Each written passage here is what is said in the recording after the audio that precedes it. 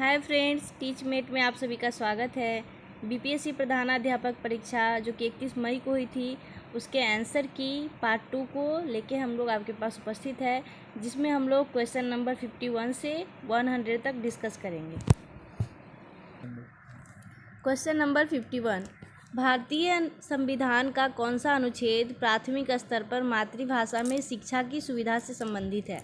Option A अनुच्छेद 343, option B अनुच्छेद 350 ए, option C अनुच्छेद 348, ऑप्शन डी अनुच्छेद 351 या फिर ऑप्शन ई उपयुक्त में से कोई नहीं या उपयुक्त में से एक से अधिक। तो इसका सही आंसर है ऑप्शन बी अनुच्छेद 350 ए। इसमें मातृभाषा में शिक्षा की अधिकार दिया गया है प्राथमिक स्तर पर। नेक्स्ट प्रश्न, पुस्तक द लाइफ डिवाइन किसके द्वारा लिखी गई थी? Option A Rabindranath Tagore, option B Swami Vivekananda, option C Aurobindo Ghosh, option D Mahatma Gandhi या फिर ऑप्शन ई उपयुक्त में से कोई नहीं। इसका सही आंसर है option C Aurobindo Ghosh. Next प्रश्न पूछा गया है कि निम्नलिखित में से कौन सा पाठ योजना में एक केंद्रीय बिंदु है? ऑप्शन ए अध्यापक, ऑप्शन बी शिक्षण उपकरण, ऑप्शन सी विद्यार्थी या फिर ऑप्शन डी शिक्षण विधि या ऑप्शन ई उपयुक्त में से कोई नहीं। तो आप लोग सुने होंगे कि चाइल्ड सेंटर्ड एजुकेशन का हर जगह बात हो रहा है, तो इसमें केंद्रीय बिंदु हमेशा विद्यार्थी ही होता है, तो इसका सही आंसर हो जाएगा ऑप्शन सी। नेक्स्ट प्रश्न है, एमिल दुर्खिम का कार्य प्रणाली उपकरण है? ऑप्शन ए घटना क्रिया विज्ञान, ऑप्शन बी सामाजिक तथ्य, ऑप्शन सी धर्म, ऑप्शन डी श्रम विभाजन या फिर ऑप्शन ई उपयुक्त में से कोई नहीं। तो इसका सही आंसर है ऑप्शन सी धर्म। नेक्स्ट क्वेश्चन कि किस प्रकार का अनुसंधान सिद्धांत विकास से संबंधित है? ऑप्शन ए क्रियात्मक अनुसंधान यानी कि एक्शन रिसर्च, ऑप्शन बी प्रायोगिक अनुसंधान, ऑप्शन सी केस अध्ययन, ऑप्शन डी बुनियादी अनुसंधान या फिर ऑप्शन ई उपयुक्त में से कोई नहीं। तो इसका सही आंसर हो जाएगा ऑप्शन ई, क्योंकि विकास से संबंधित लगभग ये चारों अनुसंधान है। नेक्स्ट प्रश्न है कि शरीर के अंगों में प्रसार को किस नाम से जाना जाता है? ऑप्शन ए वृद्धि, ऑप्शन बी विकास, ऑप्शन सी वृद्धि या विकास या फिर ऑप्शन डी निलंबन या ऑप्शन ई उपयुक्त में से कोई नहीं। तो इसका सही आंसर हो जाएगा ऑप्शन ए, शरीर के अंगों में प्रसार को हम लोग वृद्धि के नाम से जानते हैं। नेक्स्ट प्रश्न है कि संज्ञानात्मक प्रक्रिया के अध्ययन का क्षेत्र है? ऑप्शन ए कार्यात्मक मनोविज्ञान, ऑप्शन बी भावनात्मक मनोविज्ञान, ऑप्शन सी संज्ञानात्मक मनोविज्ञान या फिर ऑप्शन डी संयुक्त मनोविज्ञान या ऑप्शन ई उपयुक्त में से कोई नहीं। ये थोड़ा सा इजी प्रश्न था, इसका आंसर हो जाएगा ऑप्शन सी संज्ञानात्मक प्रक्रिया के अध्ययन का क्षेत्र संज्ञानात्मक मनोविज्ञान है। नेक्स्ट प्रश्न है कि जीन पियाजे के अनुसार संज्ञानात्मक विकास की प्रमुख अवस्थाओं की संख्या है? Option A 3, option B 4, option C 6 या ऑप्शन डी 5 या फिर ऑप्शन ई उपयुक्त में से कोई नहीं। इसका सही आंसर हो जाएगा ऑप्शन बी 4। आप लोग जानते होंगे संवेदी क्रियात्मक अवस्था, पूर्व संक्रियात्मक अवस्था, मूर्त संक्रियात्मक अवस्था और अमूर्त संक्रियात्मक अवस्था। ये 4 संज्ञानात्मक विकास की प्रमुख अवस्थाएं हैं जो कि जीन पियाजे के द्वारा दी गई है। नेक्स्ट प्रश्न, सार्वभौमिक बुद्धि पद सबसे पहले किसने गढ़ा था? ऑप्शन ए पीटर सोल्वे और John Mayer, option B Goleman और John Mayer, option C Goleman या फिर ऑप्शन डी पीटर साल्वो और गोलमैन या फिर ऑप्शन ई उपयुक्त में से कोई नहीं। तो या उपयुक्त में से एक से अधिक। इसका सही आंसर अभी हम लोग ठीक से नहीं कर पाए हैं। इसका ऑप्शन ई लग रहा है, लेकिन हम कंफर्म नहीं बता सकते, तो इसका हम लोग नेक्स्ट वीडियो में करेंगे डिस्कस। नेक्स्ट प्रश्न, सार्वभौमिक बुद्धि के मॉडल में कितनी सार्वभौमिक क्षमताएं शामिल है? Option A 10, option B 20, option C 30, option D 40, option E उपयुक्त में से कोई नहीं। तो इसका भी सही आंसर अभी नहीं हम लोग जान पाए हैं। नेक्स्ट प्रश्न है कि विद्यार्थियों की सीखने की कठिनाइयों की पहचान करने के लिए किस प्रकार के आकलन का उपयोग किया जाता है? ऑप्शन ए योग्यात्मक आकलन, ऑप्शन बी रचनात्मक आकलन, ऑप्शन सी बेंचमार्क आकलन, या फिर ऑप्शन डी नैदानिक आकलन, या फिर ऑप्शन ई उपयुक्त में से कोई नहीं। इसका सही आंसर है ऑप्शन बी रचनात्मक आकलन के द्वारा हम लोग विद्यार्थियों की सीखने की कठिनाई को जान सकते हैं।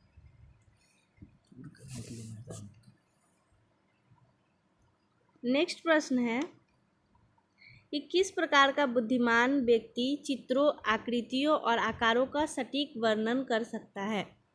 Option A universal, option B स्थानिक, ऑप्शन सी गणितीय, या फिर ऑप्शन डी तार्किक, या फिर ऑप्शन ई उपयुक्त में से कोई नहीं या उपयुक्त में से एक से अधिक। तो इसमें दो ऑप्शन आ रहे हैं, ऑप्शन बी या ऑप्शन सी दोनों सही हो सकते हैं, क्योंकि जो स्थानिक जानते होंगे वो भी चित्रों, आकृतियों और आकारों का सटीक वर्णन कर सकता है, या फिर जो गणितीय जानते होंगे वो भी चित्रों, आकृतियों और आकारों का सटीक वर्णन कर सकता है। तो जब इसका बीपीएससी आंसर की निकालेगी तभी हम लोग कंफर्म हो पाएंगे कि इसका कौन सा सही आंसर चुना गया है। आप अगर बी या सी में से कोई एक लगा के आए हैं तो आप अपने आप को सही क्वेश्चन में इसको रख सकते हैं। नेक्स्ट प्रश्न है कि बच्चों के किस आयु वर्ग के लिए शिक्षा का अधिकार अधिनियम मौलिक अधिकार है। ऑप्शन ए 6 से 15 साल, ऑप्शन बी 6 से 12 साल, ऑप्शन सी 6 से 14 साल, ऑप्शन डी 6 से 16 साल। ये बहुत इजी प्रश्न है, सभी जानते हैं कि 6 से 14 साल के बच्चों के लिए ही आरटीई एक्ट को मौलिक अधिकार बनाया गया है। नेक्स्ट प्रश्न है निम्नलिखित में से कौन सा बचपन के दौरान बौद्धिक विकास की विशेषता है। ऑप्शन ए स्वायत्तता की भावना विकसित होने लगती है, ऑप्शन बी दूसरे के साथ सहयोग करना सीखना, ऑप्शन सी मूर्त सामग्री के संबंध में तर्क विकसित होता है, ऑप्शन डी अपने कार्यों की सामाजिक स्वीकृति चाहता या चाहती है, या फिर ऑप्शन ई उपयुक्त में से कोई नहीं या उपयुक्त में से एक से अधिक। तो इसका सही आंसर हो जाएगा ऑप्शन ई उपयुक्त में से एक से अधिक होने लगता है। तो हम लोग जानते हैं कि बचपन के दौरान बौद्धिक विकास होने लगा। नेक्स्ट प्रश्न है कि कोहल वर्ग के अनुसार निम्नलिखित में से कौन सा नैतिक विकास का चरण नहीं है। ऑप्शन ए पूर्व परंपरागत चरण, ऑप्शन बी फालिक चरण, ऑप्शन सी परंपरागत चरण, या फिर ऑप्शन डी पश्च परंपरागत चरण या उत्तर लौकिक चरण, या फिर ऑप्शन ई उपयुक्त में से कोई नहीं। तो इसका सही आंसर हो जाएगा ऑप्शन बी फालिक चरण। और बाकी के जो तीनों चरण हैं वो कोहल वर्ग के नैतिक विकास के अंतर्गत आते हैं। अगला प्रश्न है कि वृद्धि और विकास के बारे में निम्नलिखित में से कौन सा कथन सही नहीं है। ऑप्शन ए वृद्धि आमतौर पर मात्रात्मक परिवर्तनों को संदर्भित करता है जबकि विकास गुणात्मक परिवर्तनों को संदर्भित करता है। ऑप्शन बी वृद्धि पर्यावरण का एक कार्य है, ऑप्शन सी वृद्धि विकास के बिना संभव नहीं है, या फिर ऑप्शन डी वृद्धि जीव के आंतरिक और आनुवांशिक कारकों द्वारा निर्धारित की जाती है, या फिर ऑप्शन ई उपयुक्त में से कोई नहीं। तो इसका सही आंसर हो जाएगा ऑप्शन सी वृद्धि विकास के बिना संभव नहीं है। ये गलत हो जाएगा क्योंकि वृद्धि विकास के बिना संभव होती है। नेक्स्ट प्रश्न पियाजे के अनुसार संरक्षण की प्रक्रिया संज्ञानात्मक विकास के निम्नलिखित में से किस चरण में उभरता है। ऑप्शन ए मूर्त संक्रियात्मक चरण, ऑप्शन बी औपचारिक संक्रियात्मक चरण, ऑप्शन सी सेंसरी मोटर चरण, या फिर ऑप्शन डी पूर्व संक्रियात्मक चरण। तो इसका सही आंसर हो जाएगा ऑप्शन ए मूर्त संक्रियात्मक चरण के द्वारा बच्चों में संरक्षण की संक्रिया स्टार्ट होने लगती है। नेक्स्ट प्रश्न है निम्नलिखित में से कौन सा किशोरों के बारे में एक रूढ़िबद्ध धारणा यानी कि स्टीरियोटाइप नहीं है। ऑप्शन ए वे विद्रोही होते हैं, ऑप्शन बी उनके पास अत्यधिक कल्पना होती है, ऑप्शन सी वे दिखने में अजीब होते हैं, ऑप्शन डी वे लापरवाह होते हैं, ऑप्शन सी उपयुक्त में से कोई नहीं या फिर उपयुक्त में से एक से अधिक। तो इसका सही आंसर है ऑप्शन बी उनके पास अत्यधिक कल्पना होती है। नेक्स्ट प्रश्न है कि निम्नलिखित में से कौन सा कारक समाजीकरण का विरोध करता है। ऑप्शन ए असुरक्षा, ऑप्शन बी नकल, ऑप्शन सी पहचान, ऑप्शन डी सहयोग, या फिर ऑप्शन ई उपयुक्त में से कोई नहीं या उपयुक्त में से एक से अधिक। तो इसका सही आंसर हो जाएगा ऑप्शन ए असुरक्षा की भावना समाजीकरण का विरोध करता है। नेक्स्ट प्रश्न है कि निम्नलिखित में से कौन सी अवस्था बच्चों का अपने समकक्ष समूहों में शामिल होना दर्शाती है?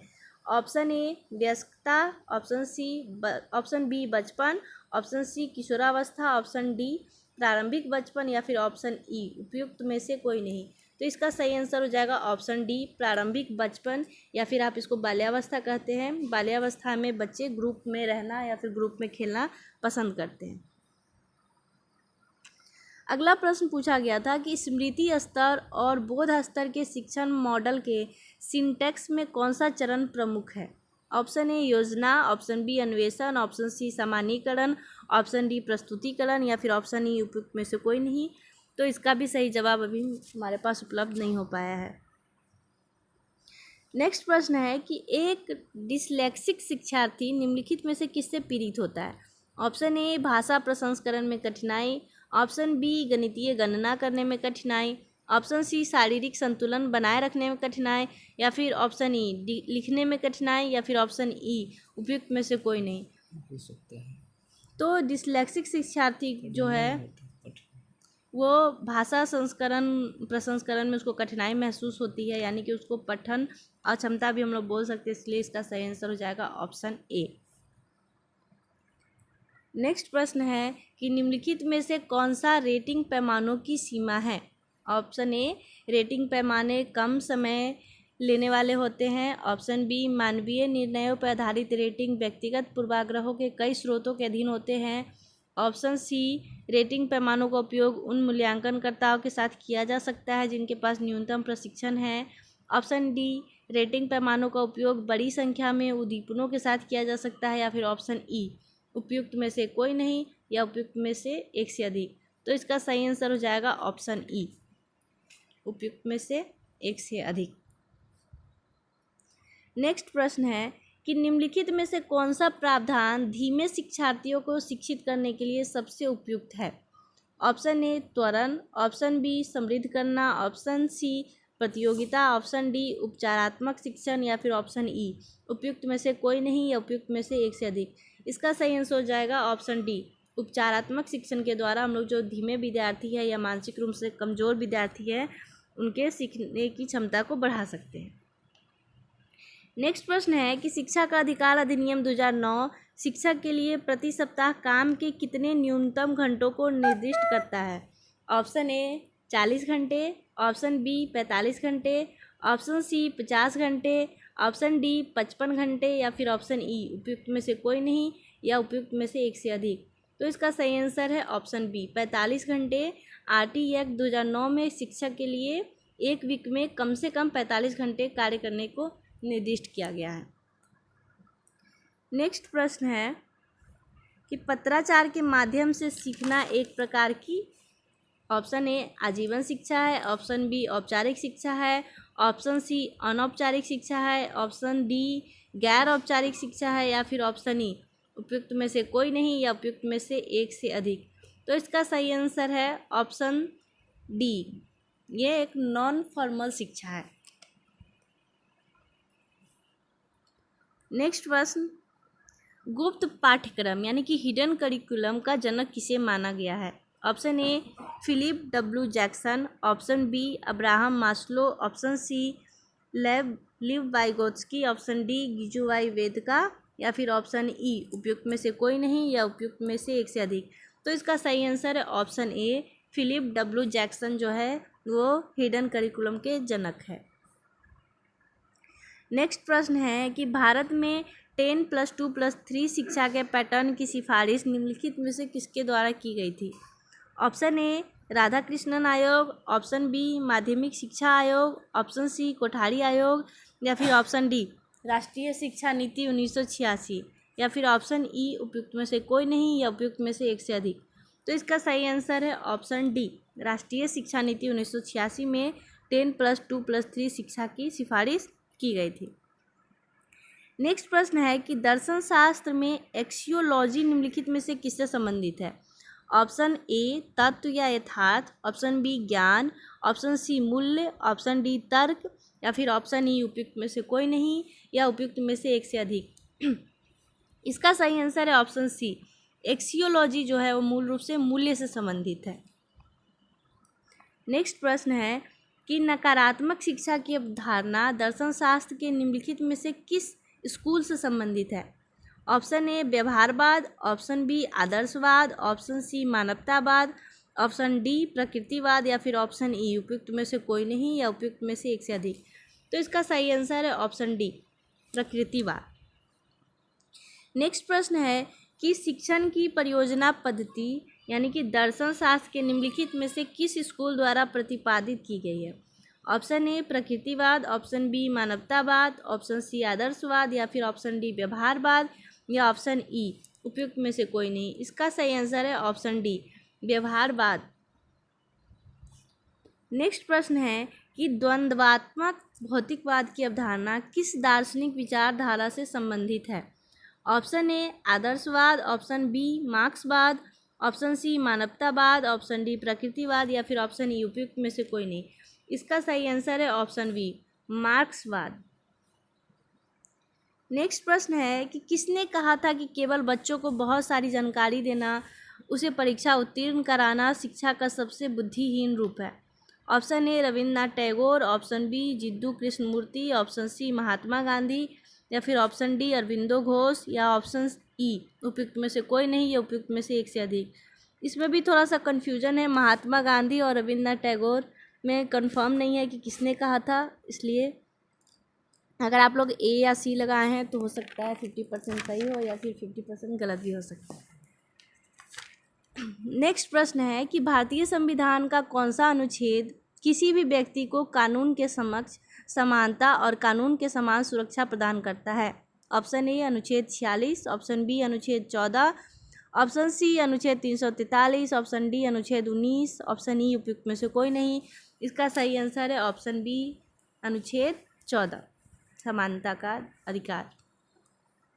नेक्स्ट प्रश्न है कि डैश शिक्षा जीवनोमुखी है? ए औपचारिक, बी गैर औपचारिक, सी अनौपचारिक या फिर डी रचनात्मक या फिर ई कोई नहीं।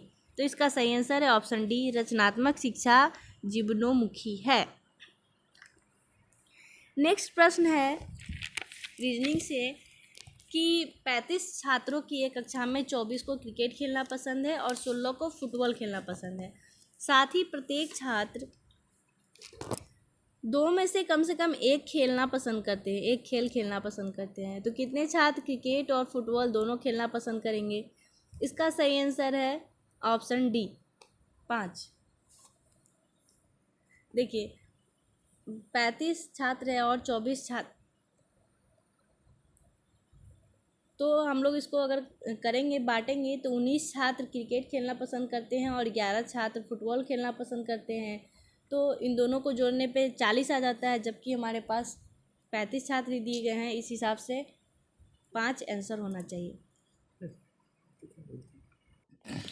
सॉरी, थोड़ा सा बोलने में मिस्टेक हो गया है। 24 और 16 को जोड़ने पे 40 आएगा, लेकिन हमारे पास 35 छात्र ही हैं, तो इस हिसाब से हमारा आंसर 5 हो जाएगा, ऑप्शन डी। नेक्स्ट प्रश्न है कि शहर ए से बी के लिए 2 बस टिकट और शहर ए से सी के लिए 3 टिकटों की कीमत 77 रुपये है, लेकिन शहर ए से बी के लिए 3 टिकट और शहर ए से सी के लिए 2 टिकटों की कीमत 73 रुपये है। तो ए से शहर बी और सी का किराया कितना है? इसका सही आंसर है ऑप्शन बी, यानी कि 13 रुपये और 17 रुपये। इसको आप लोग सॉल्व कर सकते हैं ए से बी की दूरी को x मान के और ए से सी की दूरी को y मान के। तो यहाँ से आपको इक्वेशन बन जाएगा 2x + 3y = 77 और 3x + 2y = 73। इसको सॉल्व करने पे आपको आंसर मिल जाएगा x और y का, जो कि आंसर है ऑप्शन बी 13 और 17। नेक्स्ट प्रश्न है कि एक छात्र ने सही से 2 गुनी गलतियाँ प्राप्त की। यदि उसने कुल 48 प्रश्न हल करने का प्रयास किया है तो उसने कितने सही हल किए हैं? इसका सही आंसर है ऑप्शन बी 16। यानी कि अगर वो 16 प्रश्न सही करता है तो उसका गलती होने की संभावना हो जाएगी 32, और 16 और 32 को जोड़ेंगे तो कितना हो जाएगा 48। इस हिसाब से हमारा सही आंसर है ऑप्शन बी 16। नेक्स्ट प्रश्न है कि अनुक्रम QN के डैश ई में लुप्त अक्षर है। तो इसका सही आंसर है ऑप्शन बी H। आप देख सकते हैं यहाँ पे 2 2 का अंतराल है, यानी कि ई से 2 बढ़ेंगे तो हम लोग को आएगा एच, एच से 2 बढ़ेंगे तो आएगा के के बाद फिर 2 अंतराल लेंगे एल एम, तो फिर आ जाएगा एन, फिर एन के बाद 2 शब्द का अंतराल है ओ पी, उसके बाद आ जाएगा क्यू। तो यहाँ पे 2 2 का अंतराल दिया गया है, इसलिए आपका सही आंसर है ऑप्शन बी एच। नेक्स्ट प्रश्न है कि 4 8 16 डैश और 64 में लुप्त संख्या क्या है? तो इसका सही आंसर हो जाएगा ऑप्शन डी 32, क्योंकि 4 दूनी 8, 8 दूनी 16, 16 दूनी 32 और 32 दूनी 64। तो इस हिसाब से आपका सही आंसर हो जाएगा डी 32। नेक्स्ट प्रश्न है कि बाएं से दाएं लुप्त अक्षर है, जेड आर डैश डैश के सी वी डैश एफ। तो इसका सही आंसर हो जाएगा option A J S N. चूँकि जेड और आर के बीच में 7 लेटर्स है, तो आप लोग 7 का अंतराल लगा के देखेंगे तो आपको इसका सही आंसर मिल जाएगा। जेड और आर के बाद हो जाएगा जे, और इसी तरह से एन के इसमें आ जाएगा एस, एस के बाद 7 अक्षर के बाद के आता है, फिर के 7 अक्षर के बाद सी आता है। इसी तरह से वी के बाद 7 अक्षर का गैप लेंगे तो एन आएगा, फिर एन के बाद 7 अक्षर का गैप होगा तो एफ आएगा। इस हिसाब से हमारा सही आंसर हो जाता है 91 का ए जे एस एन। नेक्स्ट प्रश्न है कि यदि किसी कूट भाषा में KUMAR को LVNBS से कोडित किया जाता है तो उसी भाषा में इमोशनल को कैसे कोडित किया जाएगा? तो आप लोग यहाँ देख सकते हैं के बाद एल है, यू के बाद वी है, एम के बाद एन है, ए के बाद बी है, आर के बाद एस है। इसी तरह से इसमें हम कर लेंगे ई के बाद एफ, एम के बाद एन, ओ के बाद पी, टी के बाद यू। इस हिसाब से हमारा सही आंसर हो जाएगा 92 का बी। नेक्स्ट प्रश्न, एक कक्षा में 31 छात्रों में अनिल और सुनील का क्रम ऊपर से क्रमशः 7वां और 11वां है, तो कक्षा में नीचे से उन दोनों का क्रमशः क्रम क्या होगा? ऑप्शन ए 20वां और 23वां, ऑप्शन बी 24वां और 20वां, ऑप्शन सी 25वां और 21वां, ऑप्शन डी 26वां और 22वां, या फिर ऑप्शन ई उपयुक्त में से कोई नहीं। तो इसका सही आंसर हो जाएगा ऑप्शन सी 25वां और 21वां। आप 31 में से 6 घटा लेंगे तो 25 आ जाएगा, और उसी तरह से सुनील का क्रम 31 में से 10 घटा लेंगे तो हमारा आ जाएगा 21। चूँकि वो कक्षा में नीचे से ऊपर से 7वां और 11वां है, तो नीचे से हम लोग को उसमें से 1 कम करके घटाएंगे तो सही आंसर मिल जाएगा। 7वां पूछ रहा है तो 6 घटाइए, 11वां पूछ रहा है तो 10 घटाइए। तो इस तरह से सही आंसर है ऑप्शन सी 94।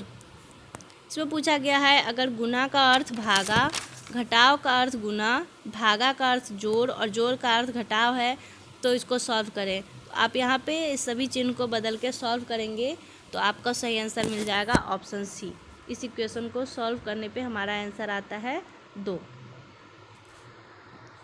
नेक्स्ट प्रश्न है कि स्पोर्ट्स लोगो से संबंधित है उसी तरह जैसे नेशन किससे संबंधित है? ऑप्शन ए एम्बलम से, ऑप्शन बी एनिमल से, ऑप्शन सी रूलर से, ऑप्शन डी एंथम से, ऑप्शन ई उपयुक्त में से कोई नहीं। तो इस तरह से हमारा सही आंसर है ऑप्शन डी एंथम से। जैसे स्पोर्ट्स को हम लोग लोगों से पहचान लेते हैं, उसी तरह से नेशन को हम लोग उसके एंथम से पहचान लेते हैं कि कौन सा देश का कौन सा राष्ट्रगान है। नेक्स्ट प्रश्न है कि 3 और 4 के बीच किस समय घड़ी की दोनों सुइयां एक साथ होगी? Option A 3:15, option B 3:20, option C 3:16.4/11, option D 3:19, या फिर ऑप्शन ई उपयुक्त में से कोई नहीं। तो इसका सही आंसर है ऑप्शन सी 3:16.4/11 पे घड़ी की दोनों सुइयां एक साथ आ जाती हैं। नेक्स्ट प्रश्न है कि निम्नलिखित में से कौन सा प्राकृत संख्या का वर्ग नहीं हो सकता है? Option A 27,225, option B 33,489, option C 31,245, या फिर ऑप्शन डी 15,625, या ऑप्शन ई उपयुक्त में से कोई नहीं। इसका सही आंसर है ऑप्शन सी 31,245 को आप इसको पूर्ण वर्ग नहीं है, बाकी का वर्गमूल निकाल के आप चेक कर सकते हैं। इस तरह से हमारा सही आंसर हो जाएगा ऑप्शन सी। नेक्स्ट प्रश्न है 2 इक्वेशन दिए गए हैं 9x - 4y = 14, 7x - 3y = 11। तो x और y के मान क्या है? आप इसको सॉल्व करेंगे तो आपका सही आंसर आ जाएगा ऑप्शन डी 2 और 1।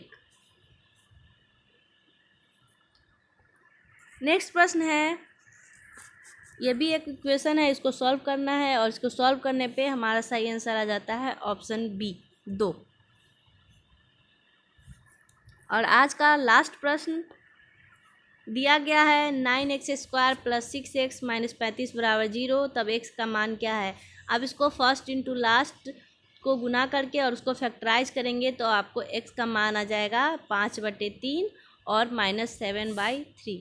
इस तरह से हमारा सही आंसर हो जाएगा ऑप्शन ए। आप लोग को इस क्वेश्चन का PDF डिस्क्रिप्शन में मिल जाएगा और नेक्स्ट वीडियो में हम लोग 101 से लेकर 150 तक सॉल्व करेंगे। अगर आपको हमारा वीडियो अच्छा लगे तो लाइक और कमेंट ज़रूर करें और कोई सुझाव हो तो भी आप हमको कमेंट बॉक्स में बता सकते हैं। Thank you so much.